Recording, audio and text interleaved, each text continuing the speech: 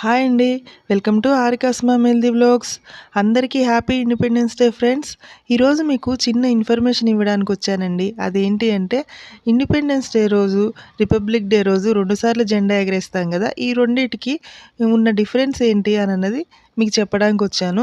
అయితే ఈ డిఫరెన్స్ అనేది నాకు తెలిసి 3 ఉన్నాయండి. అవేంటి అంటే ఆగస్టు 15థ్ రోజు జెండా కింద నుండి పైకి తీసుకెళ్ళి ఎగరేస్తారండి. ఎందుకంటే బ్రిటిష్ వాళ్ళ దగ్గర నుంచి మనకి స్వాతంత్రం వచ్చింది ఆగస్టు 15థ్ రోజే కాబట్టి కింద నుంచి పైకి జెండాని తీసుకెళ్తారండి.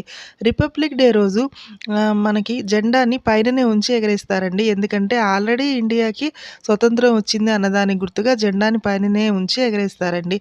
సెకండ్ వన్ ఏంటంటే ఆగస్టు 15థ్ రోజు ఎర్రకోట మీద జెండాని ఎగరేస్తే రిపబ్లిక్ డే రోజు రాజ్‌పథ్ దగ్గర జెండాని ఎగరేస్తారండి.